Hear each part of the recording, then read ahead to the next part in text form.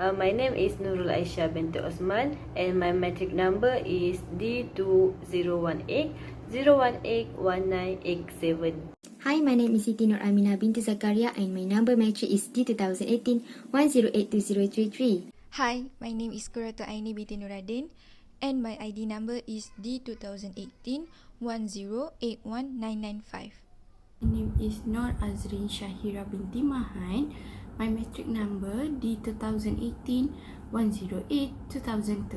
So for today, our group will be talking about the capital structure of YTL Corporation.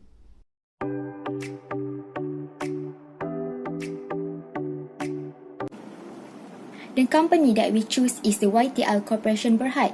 It is because YTL Corporation Berhad is an integrated infrastructure developer with intensive operation in countries including Malaysia, the United Kingdom, Singapore, Indonesia, Australia, Japan, Jordan and China, and the total asset of RM72.2 billion.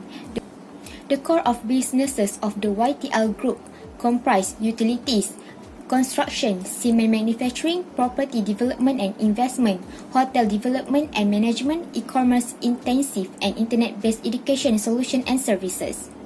YTL Corporation Berhad is among the largest companies listed on Bursa Malaysia Security Berhad. The debt-equity ratio is used to evaluate a company's financial leverage.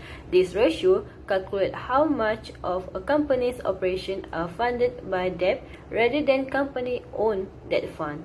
The formula of this ratio is total liabilities divided by total shareholder. So, in 2018, as you can see, when we calculate debt-equity ratio, the result is 2.3, and the following years in 2019 is 2.67, in 2020 is 3.48, and for the latest year is 2021 is 3.52. The larger the debt ratio, the greater likelihood of closure or bankruptcy, and the smaller debt to equity ratio imply the less risk. According to the graph above, it is less probably YTL Corporation to receive the loan and have an investor to join the board of directors.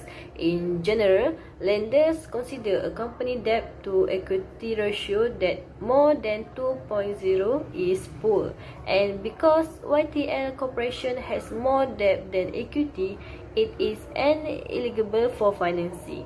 Instead, if they have more equity than debt, their company can be more enticing to investors and lenders.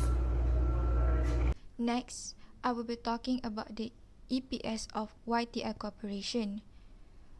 We got here in 2021 is 4.98, followed by 2020 with 5.53.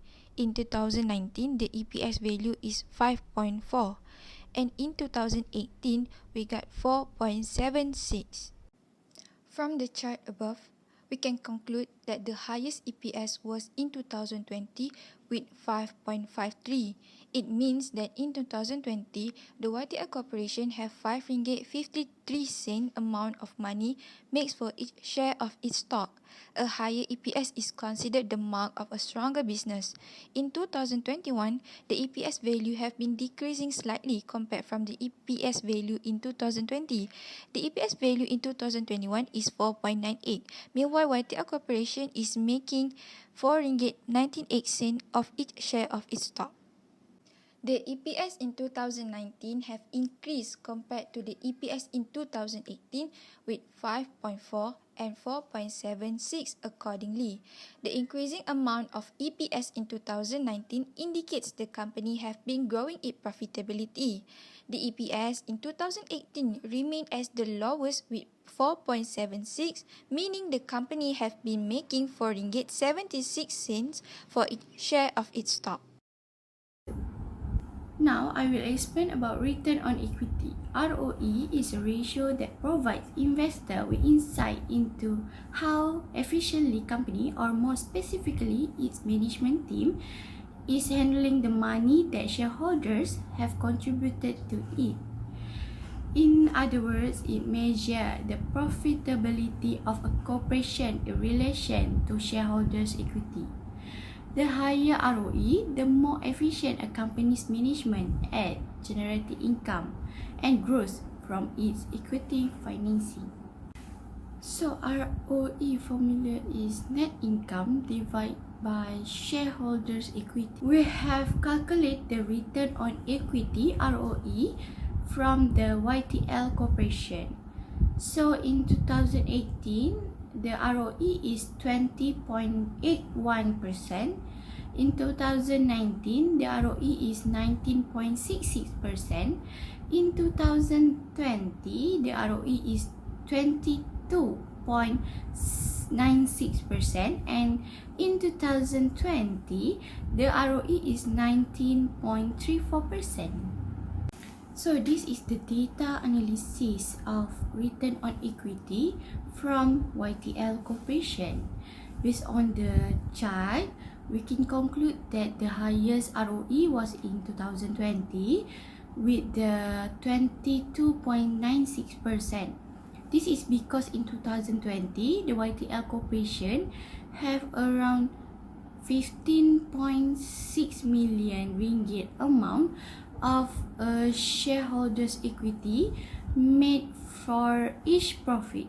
A higher ROE is considered the mark of a stronger business. In other words, for every ringgit Malaysia of shareholders' equity, YTL generated 22.96 cents in the profit.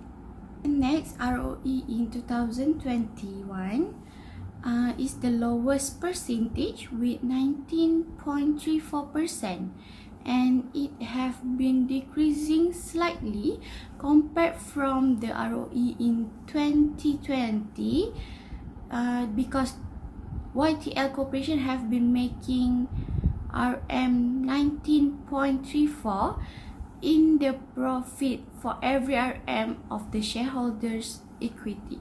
The ROE percentage in 2019 also decreased compared to the ROE in 2018 with the percentage 19.66% and 20.81% respectively. The decreasing amount of ROE in 2019 indicates the company have been reduced its profitability. The ROE in 2018 is higher than ROE in 2019 because the company have made RM 20.81 for each shareholders' equity. The conclusion is the YTL Corporation Berhad maintain a balanced capital structure by optimizing the use of debt and equity financing and ensuring the availability of internally generate funds and external financing to capitalize on acquisition opportunities. Overall, the company met the good capital structure and give positive impact to the company. It is because all the ratio is above the minimum value and the trend also show the positive position.